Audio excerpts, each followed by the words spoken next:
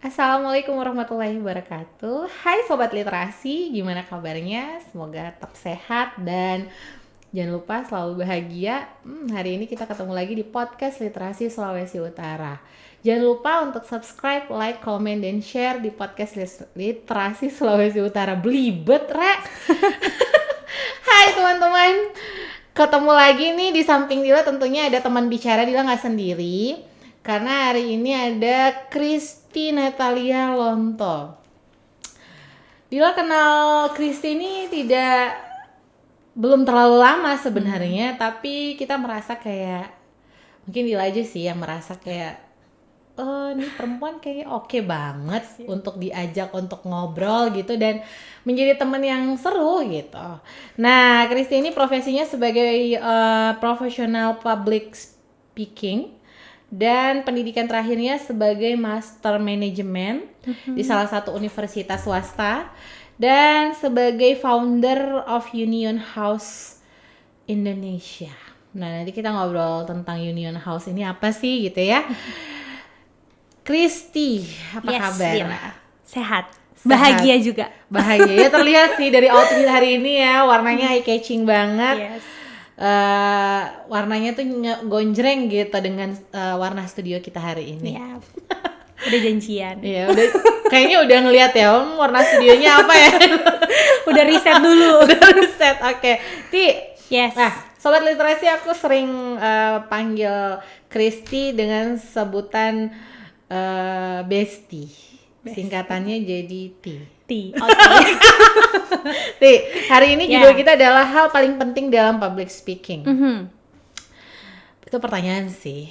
Oke. Hal paling penting dalam public speaking itu apa ya gitu. Nah, pasti ini kan teman-teman Sobat Literasi di rumah zaman sekarang itu kayaknya literasi soal public speaking tuh penting gitu ya, Ti ya. Setuju. Karena di mana-mana tuh kayak dibutuhkan gitu public speaking. Nah, gimana cara agar percaya diri di depan umum? Di depan umum.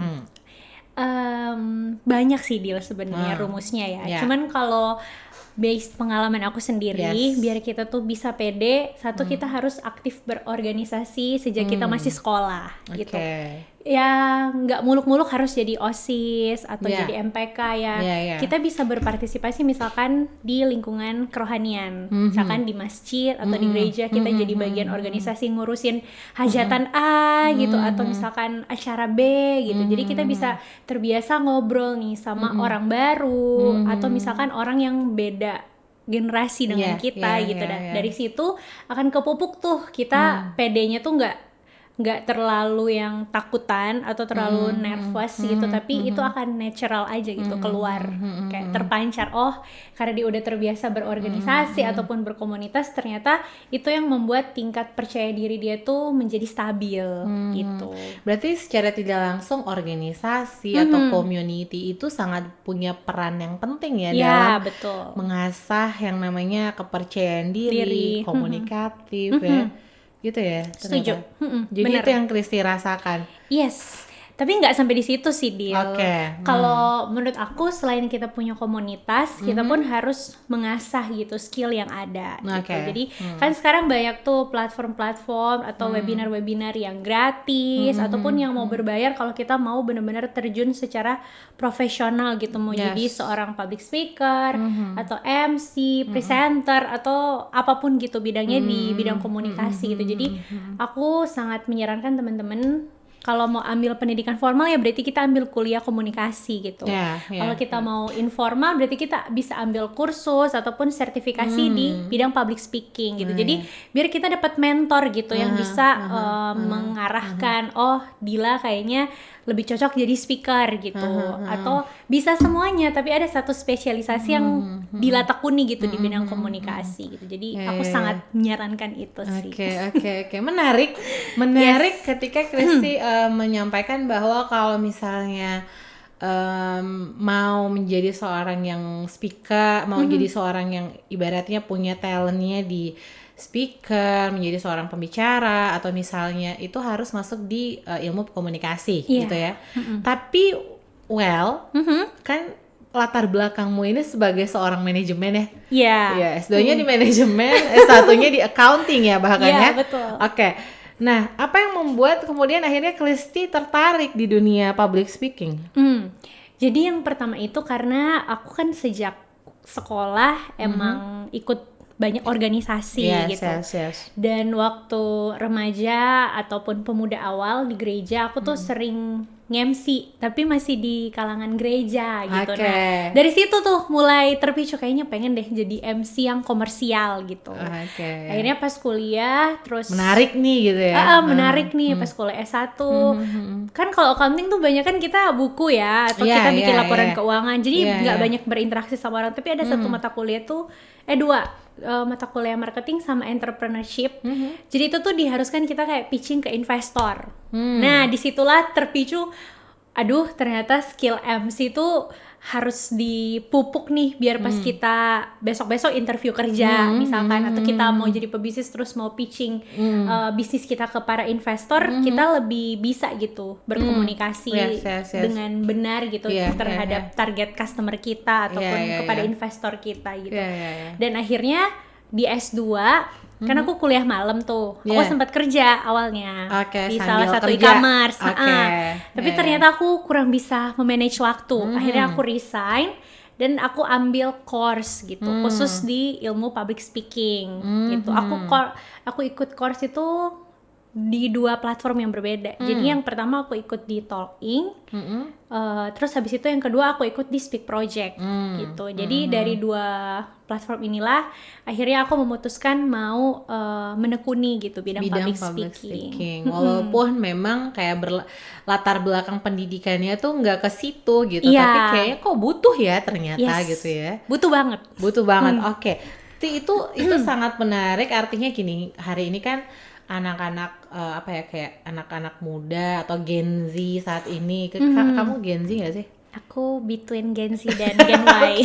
Kayak peralihan gitu ya antara millennials ke Gen Z. Itu kan sekarang ini kayak anak-anak lebih banyak buat konten atau misalnya jadi editing dan segala macam itu kan di muka komputer ya, dia di depan komputer yang tidak perlu banyak skill public speakingnya. Tapi ternyata tidak hanya sebatas itu kayak tadi yang Christy sampaikan. Tadinya accounting itu hanya berhubungan dengan kertas aja kayak di depan laptop dan segala macam, depan komputer. Ladalah ternyata pas selesai itu harus ketemu sama, harus present gitu ya. Harus presentasi. Nah, gitu juga ternyata sama konten-konten kreator ya, ternyata. Bener. Yang sekarang nih, pekerjaan yang sekarang, yang kayak editing apa segala macam, orang kan ternyata butuh ya untuk mempromo berbagai kegiatan dia, dan itu butuh banget kan sebenarnya skill komunikasi. Oke. Biasanya kan ada dalam sebuah acara itu juga kalau kita bicara tentang profesi, banyak ya profesi. Kalau kita bicara sebuah acara gitu, aku sering banget tuh ketemu sama misalnya kalau Dila misalnya ngisi di satu acara gitu ya, misalnya jadi speakernya atau apanya gitu, moderator atau speaker gitu. Biasanya aku suka menemukan, contoh misalnya dari speaker lah, aku menemukan ada moderator yang sebenarnya peran moderator tuh kan tidak hanya sebatas jadi timekeeper ya. Kayak kita kenalkan ini bla bla, kayak membacakan CV si narasumber. Terus tiba-tiba setelah itu tuh udah dia kayak berasa tanggung jawabnya lepas, tinggal nanti bikin terakhir catatan-catatan kesimpulan kaki, gitu ya. Iya bener. Kayak gitu. Itu sih sebenarnya tugasnya, bukan tugas moderator sih yang seperti itu ya, hematku ya. Nah, kalau menurut Christy sendiri tuh sebenarnya yang dibutuhkannya tuh apa sih? Kayak misalnya skill yang MC, kemudian moderator, tapi terus sebagai speaker. Nah, mereka tuh harus punya skill public speaking yang seperti apa? Yes, jadi sebenarnya ketiga profesi ini tuh bergelut di bidang public speaking kan ya, Diel. Nah, tapi kalau dibedah satu persatu tuh emang job desk-nya tuh beda gitu. Dan aku setuju banget sama statementnya Dila tadi yang bilang moderator itu nggak cuman timekeeper. Nah, jadi gini Besti. Oh baik. Iya, baik. Gimana Besti? Nah, kalau moderator itu, ya Dila kan juga sering ya jadi moderator kan. Nah, kalau kita udah terjun sebagai moderator, kita tuh nggak cuman jadi timekeeper atau kayak narasumber A dia hanya bisa present 20 menit atau 30 menit, tapi kita pun harus bisa mempresent personal branding narasumber kita. Terus kita juga harus punya wawasan terkait materi yang dibawakan. Nggak usah secara lengkap ya, tapi at least gitu kita bisa paham gitu benang-benang merah yang bisa kita jahit dan akhirnya kita bisa simpulin gitu pas akhirnya. Karena kan moderator itu kita akan memoderasi pembicaraan antara narasumber yang satu dengan narasumber yang lain kepada audiens gitu kan. Jadi kita harus bener-bener apa ya, kalau moderator itu harus lihai, harus teliti, dan juga dia walaupun nggak se-entertain MC, tapi dia bisa mencairkan suasana gitu. Karena biasanya kalau udah di sesi speaker kan, kadang-kadang suasananya jadi tegang gitu kan. Nah, disitulah tugasnya moderator membuka sesi Q&A yang bisa memecah keheningan gitu yang ada di tengah-tengah audiens gitu. Memecah keheningan. Oke, itu menarik dan menurut Risi ini nggak sih penting seorang moderator itu kayak tadi kan harus kemudian disoundingkan juga nih personal brandingnya si narasumber. Nah, penting nggak bahwa si moderator ini harus menguasai materi atau track record dari seorang narasumber atau narasumber dia yang akan dia pandu gitu. Dia harus punya kayak tahu nggak sih, ya dia harus belajar tentang apa nih hari ini yang harus yang akan bakal dibahas gitu. Walaupun dia bukan speaker gitu. Penting nggak menurutmu? Iya, aku sangat setuju dan sangat penting ya untuk bisa moderator ini mempresent si pemateri dan juga materi yang akan disampaikan. Karena kebanyakan yang kita lihat ya, bestie, teman-teman, sobat literasi ya. Sobat literasi, betul. Sobat literasi. Moderator itu kalau misalkan mau memperkenalkan narasumbernya tuh baca CV gitu. Jadi kayak dari SD pendidikannya apa sampai dia misalkan jadi doktor, profesor gitu. Tapi sebenarnya bagaimana moderator itu mempresent personal branding narasumber ini harus dikemas secara storytelling gitu. Jadi kita nggak boleh hanya bacain CV 2008 sampai 2013 misalkan dia ngapain ya, gitu. Itu kayak boleh nggak sih ditampilin di layar aja gitu. Jadi sebenarnya tugas moderator tuh sulit gitu. Ya bayangin aja misalnya CV-nya 2 lembar tapi isinya tuh padet gitu kan. Gimana kita bisa mengemas itu jadi satu paragraf aja, tapi yang kita tarik poin-poin penting gitu kan. Dan kalau untuk kayak boring nggak sih kalau misalnya orang ngedengerin hanya sekedar CV, lu harus 2 lembar gitu kan? Pasti kan jadi ya saya juga bisa baca sih gitu. Yes. Dan kalau penguasaan materi aku sangat setuju ya. Jadi biasanya kalau aku jadi moderator, aku biasanya minta ke tim IO ataupun ke tim penyelenggara gitu, minta bahan-bahan materi yang akan disampaikan oleh narasumber gitu. Kalaupun nggak dapat materinya, ya setidaknya bisa dapat talking point-nya apa aja gitu. Jadi kita bisa googling, kita bisa riset, cari jurnal atau artikel atau ya bisa buku gitu atau bisa nanya ke orang lain yang mungkin punya expertise seperti narasumber kita gitu. Jadi kita nggak kosong gitu, kita nggak melompong aja gitu kan. Padahal kan kita harus punya dasar biar kita bisa mempresentasikan dengan baik juga ketika narasumber akan membawa materinya. Kayak itu membantu narasumber juga nggak sih? Kayak misalnya dia tiba-tiba lupa soal apa yang namanya manusia ya. Iya benar. Itu kan kita sebenarnya bisa membantu juga kalau misalnya kita juga kayak mempelajari apa yang akan dia sampaikan gitu kan. Nah itu kalau soal moderator, bagaimana dengan MC? Nah kalau MC ini kan tugasnya tuh kalau aku pribadi berat-berat gampang ya.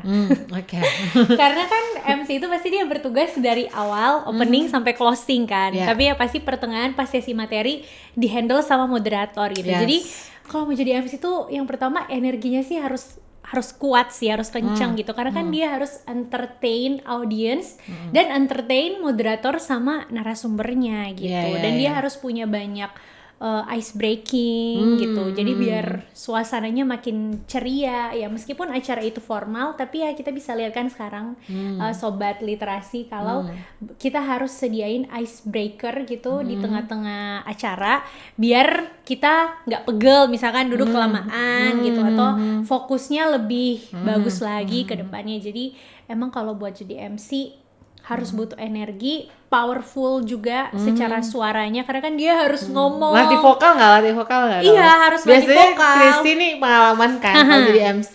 Biasanya apa yang dilatih? Kalau sebelum nih besok nih bakal tampil nih jadi MC gitu. Iya. Apa yang biasanya kamu latih? Aku biasanya penyanyi kah gitu. Aku biasanya suka jadi voice over gitu, Dil. Misalkan aku baca artikel, tapi artikel yang bukan cinta-cinta ya, tapi lebih ke berita atau apa, terus kayak latihan baca pakai intonasi yang benar gitu, atau pakai teknik lion face gitu. Oke. Gimana tuh lion face tuh? Gimana? A, I, U, E, O gitu. Artikulasi. Iya, artikulasinya. Oke. Jadi kita kayak senam wajah gitu. Oke. Itu yang kamu siapin? Iya, biasanya gitu di toilet gitu. Sebelum tampil. Tapi sambil ya kita prepare di rumah, saya sambil nyatok terus A, I, U, E, O biar kan nggak malu kan diliatin orang. Iya. Kayak melihat diri di depan cermin gitu ya. Ekspresi yang ini oke enggak gitu ya. Itu penting nggak? Iya, penting banget. Kan itu bagian dari persiapan. Oke. MC butuh nggak sih kayak persiapan materinya yang akan tampil nih siapa nih, harus searching dulu dia ini siapa, itu penting nggak sih kalau MC? Penting banget. Penting juga ya ternyata ya. Yes, kalau buat aku sendiri aku punya rumus tricky namanya. Apa tuh? 3K kayak. Yang pertama itu know yourself, know your audience, dan know your content gitu. Jadi sebelum kita tampil apapun ya, jadi public speaker, mau MC, moderator ataupun speaker, yang pertama kita harus tahu diri kita gitu, kayak kita mau bawa hari ini personal branding as MC, moderator ataupun speaker, terus unique point apa yang mau kita tawarkan gitu kepada audience, dan biasanya aku pakai analisa SWOT gitu. Strength-nya apa, weakness-nya apa gitu. Jadi kayak aku bisa cari kalau ada kendala ini aku punya solusi A, B, C gitu. Tantangannya apa nih, solusinya apa gitu ya. Dan ya riset juga audiens kita ya, kalau misalkan audiens kita yang usianya produktif, penting ya itu ya. Iya, penting. Apakah dia generasi milenial, generasi Z ataupun generasi X, kita harus tahu. Jadi kita bisa menempatkan diri dengan tepat gitu. Oke. Menarik. Nah, itu MC nih. Sekarang kalau moderator gimana dong? Narasumber. Iya, sebagai speaker. Kalau jadi narasumber itu poin paling penting harus disampaikan adalah poin materi sih. Itu. Dan kalau anak-anak sekarang ya, sobat literasi, memang paling senang tuh mereka lihat yang visual gitu. Jadi yang paling penting kita mempersiapkan presentasi yang simple tapi eye catching gitu. Jadi gimana tuh? Jadi misalkan kita nampilin slide ya, jangan terlalu banyak kata gitu, jangan terlalu wordy gitu, tapi lebih banyak kita kasih ilustrasi ataupun video pendek gitu kan, karena tren media sosial sekarang kan TikTok kan, itu lebih ke short video dibanding YouTube kan mungkin bisa 30 menit ataupun 1 jam gitu kan. Nah kalau sekarang kan lebih ke TikTok, jadi kalau untuk generasi Z atau generasi milenial memang lebih suka yang praktis gitu. Tergantung audiensnya siapa gitu ya. Ya betul, kalau mungkin audiens yang lebih usia lebih lanjut ya kita mesti banyak penjelasan, banyak kata ya. Benar. Setuju. Apalagi Dil? Iya menarik. Jadi kalau itu ternyata hampir mirip juga ya, bahwa mau dia MC, moderator ataupun dia speaker gitu ya. Kalau speaker kita udah tahu lah pasti dia akan membawa materi dan dia harus riset apa yang harus dia bawakan gitu ya. Nah, yang menarik tadi tuh MC sama moderator. Ternyata MC juga tuh kayak perlu itu loh untuk meriset hari ini dia mau ngapain, dia audiensnya siapa, terus acaranya tuh tentang apa gitu, siapa aja yang bakal jadi tamunya, dan itu urgency. Yes. Ya, kalau salah baca tanda seru lah gitu dia kan, wajib.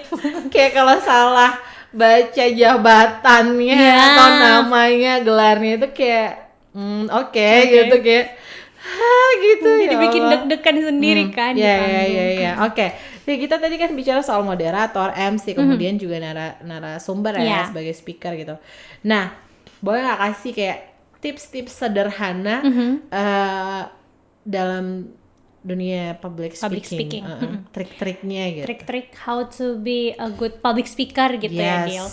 Kalau aku mau sharing ke sobat literasi yang paling penting itu kita perlu technical skills gitu. Nah, jadi kalau buat seorang public speaker, yang pertama kita harus punya smiling face gitu. Jadi kita harus ramah gitu, tapi jangan sepanjang acara kita senyum ya.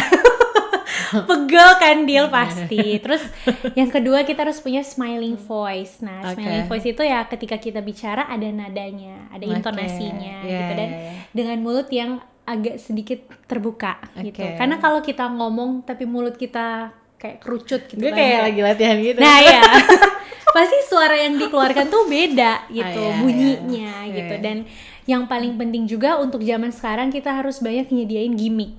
Gimmick ini dalam artian harus kasih ice breaking, ataupun kita bisa kasih pantun, jokes gitu kan. Sekarang bapak-bapak banyak kan jokes-jokesnya gitu. Jadi kita bisa comot-comot dari mana konten-konten gitu. Terus pas kita present ya kita bisa memecahkan suasana dengan kasih jokes-jokes yang sesuai dengan usia audiens kita gitu. Jangan sampai salah jokes aja gitu ya. Iya, benar.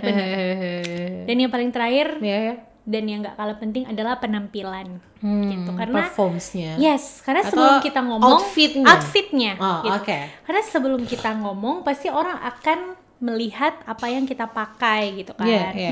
Misalkan kita datang di acara yang politik misalkan, terus misalkan politik itu harus benderanya misalnya putih, tapi kita pakai warna yang lain, itu kan bisa jadi bumerang gitu kan. Kok MC-nya pakai baju yang kontradiksi nih dengan brand partai kita gitu. Jadi kayak penting banget ya soal kostum, outfit, dan perempuan ya kita bisa make up gitu. Atau laki-laki walaupun gondrong rambutnya bisa di styling gitu kan, jadi biar lebih eye catching gitu. Yang pertama itu harus smiling face. Gimana kalau coba? Apakah smiling face kita udah oke? Oke sih, oke. Itu penting banget buat sobat literasi ya. Nah, menurutmu nih terakhir deh kita, karena ini udah di kode-kode. Sepenting apa sih kita harus belajar public speaking? What do you think? Menurutku penting banget Dil, karena apapun profesi kita, apapun posisi jabatan kita, public speaking itu sangat dibutuhkan ya. Karena kan sebagai makhluk hidup dasarnya kita diciptakan untuk bersosialisasi. Sebagai makhluk hidup, sebagai manusia kali ya. Iya, salah satu jenis makhluk hidup kan manusia kan. Bisa. Iya, jadi itu penting banget. Jadi kayak misalkan orang-orang bilang, oh saya kerja di balik layar, kita tetap butuh skill public speaking. Karena ketika kita meeting atau apapun, kita butuh public speaking. Dan aku sih percaya ketika kita punya komunikasi yang baik, hubungan apapun, pekerjaan apapun, profesi apapun akan lebih lancar gitu ke depannya.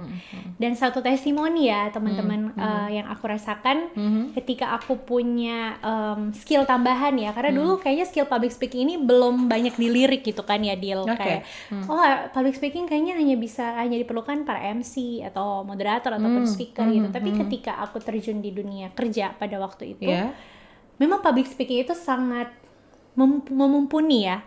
Contohnya lebih mudah lulus interview kerja gitu, karena udah punya skill komunikasi kan gitu.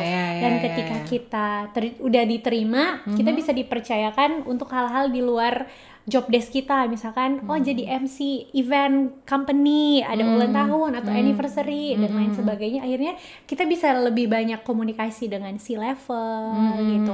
Bisa dipercayakan untuk hal-hal yang mungkin secara jabatan kita kurang mumpuni, tapi karena kita punya skill public speaking, kita lebih dilirik gitu. Dan akhirnya bisa lebih mudah mendapatkan promosi kerja gitu. Lebih cepat gitu. Advance gitu kita karirnya. Sedap. Jadi teman-teman semangat. Mantap jiwa. Iya. Ini trik yang luar biasa ya, karena memang urusan public speaking ini tidak hanya urusan menjadi speaker, moderator, MC gitu ya, yang ibaratnya yang tampil-tampil di depan publik gitu, tapi mau jadi politisi juga sebenarnya harus pintar public speaking nggak sih? Iya, setuju. Ya, emang ada? politisi yang nggak bisa public speaking? Kita obrolin di balik layar. Oke, baik. Oke, thank you Sobat Literasi. Akhirnya kita udah di penghujung acara, nggak terasa loh, Ti. Iya. Dan thank you ya.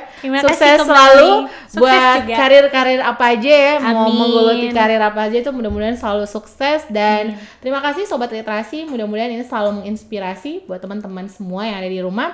Dan jangan lupa untuk like, subscribe, komen, dan share di podcast Literasi Sulawesi Utara. Sampai ketemu lagi di podcast selanjutnya dan salam literasi. Bye-bye. Bye-bye.